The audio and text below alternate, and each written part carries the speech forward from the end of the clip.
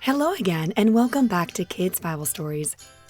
You may notice that my voice is a little bit different. I'm getting over a cold, so please be patient as I get my voice back.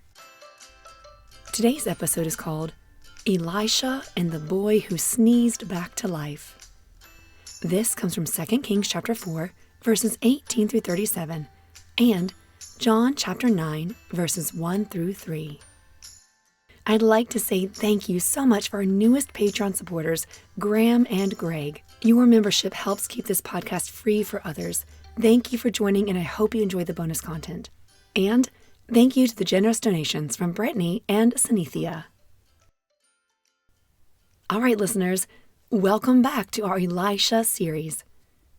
Last week, we heard Elisha tell the woman that she would have a son. Oh, she was so excited. And listeners, did she have a son? Yes. Yes, she did. Let's pick up our story and hear what happens next.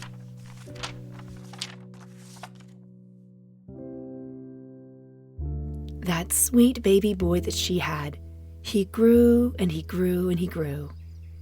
He grew up healthy and strong. One sunny afternoon, while the boy was out in the fields with his father, something strange happened. He suddenly stopped what he was doing and grabbed his head with both hands. His face scrunched up in pain, and he cried out, "Oh, my head! My head!" His father turned around quickly, his eyes wide with worry. The boy sank to his knees, holding his head tightly, while the tall grass swayed gently around him in the warm breeze. Immediately, his father told a servant, Just carry him home to his mother." Off the servant rushed with the boy. I imagine his mom being shocked by this. What's wrong? Why are you back so early? He's not well. Holding him tightly, she ran her fingers through his hair, her heart silently lifting prayers for her precious child. This gift, her child Elisha told her that God would give to her, and here he was. But what now? He was sick. The boy sat on her lap until noon, and then, sadly, passed away. Heartbroken, the mother carried her son to Elisha's room and gently laid him on the bed. She shut the door and hurried to her husband, saying, "Please, send me a donkey and a servant. I must go see the man of God, and I'll come back." Her husband was puzzled. "Why go today? It's not a special day, like the Sabbath." She simply replied, "All is well." She saddled the donkey and told the servant, "Hurry, hurry! Don't slow down unless I tell you." They raced to find Elisha at Mount Carmel. When Elisha saw her coming, he said to Gehazi, Look, there's the Shunammite woman.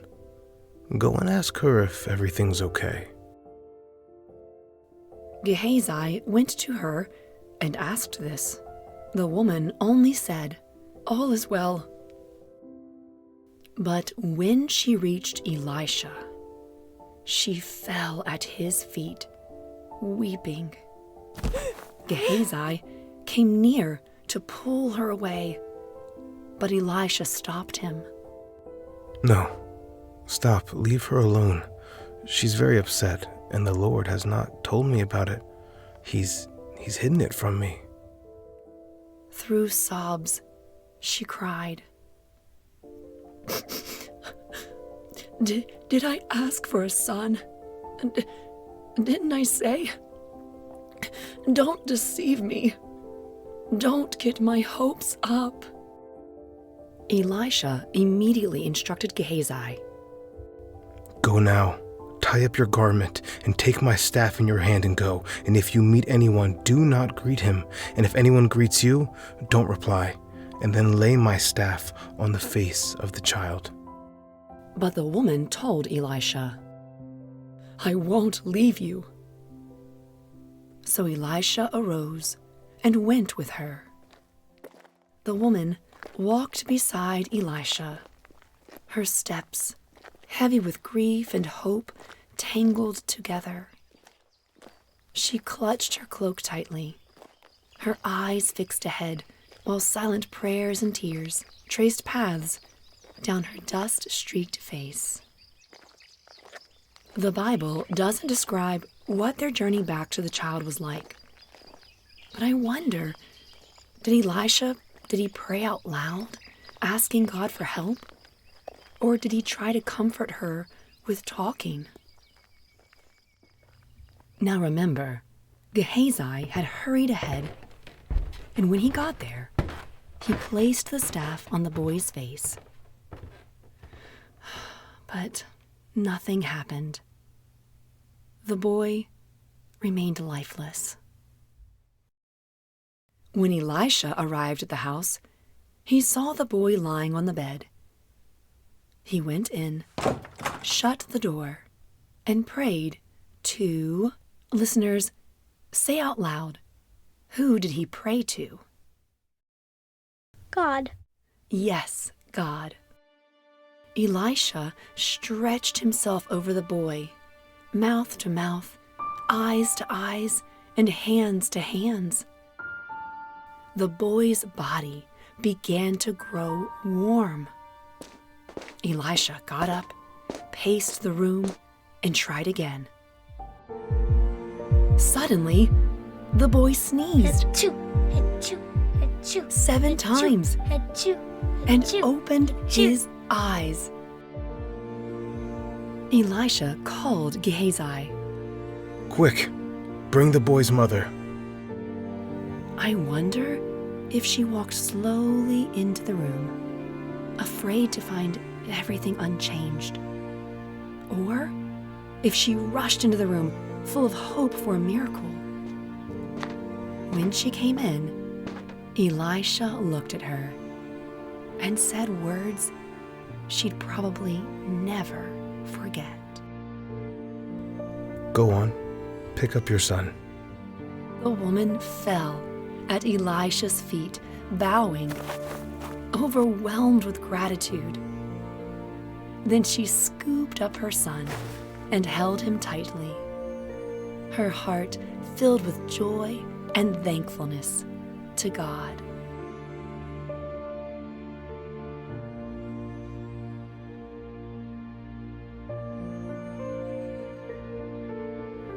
Well, that is it for our story today. But before we go, let's think about what we just heard.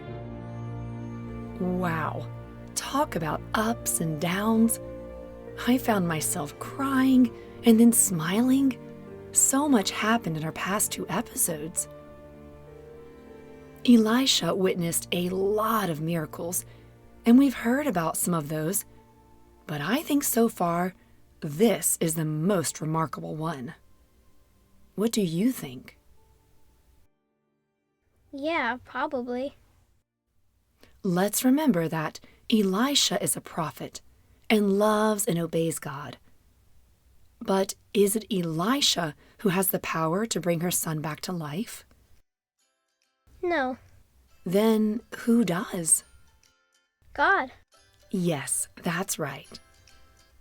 And did her son come back to life? Yes. How do you think his mom felt when he did? Like shocked and very excited.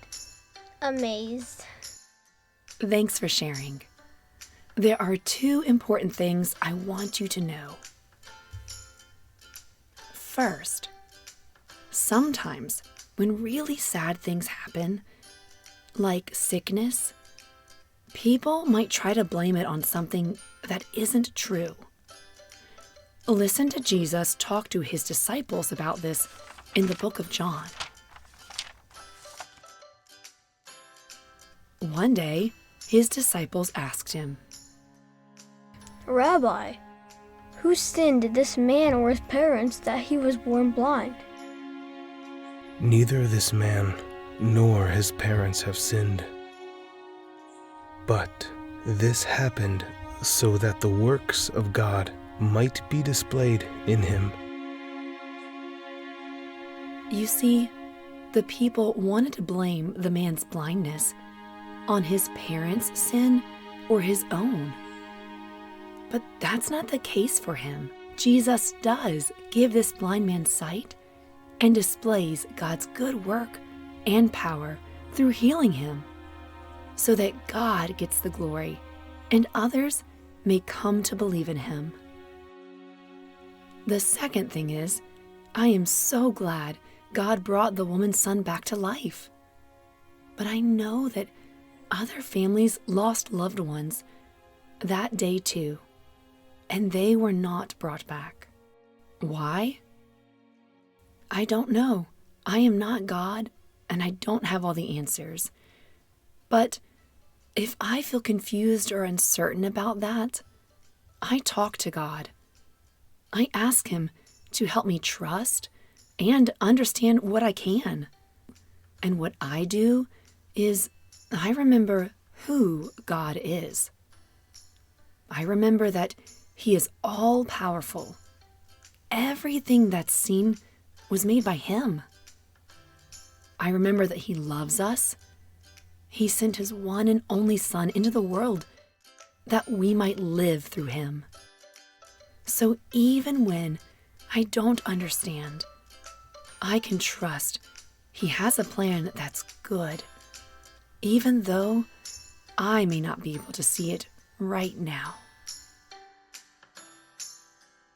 Well, that is it for our story today. Thank you so much for joining us, and thank you for your patience with my voice. You can say a little prayer for me that it heals up quickly. If you would like to learn more about the podcast, get the bonus content for the episodes, or help support it, simply go to the links in today's show notes. And remember, stay tuned because we have more in our Elisha series. Thanks again, everyone. And as always, bye for now.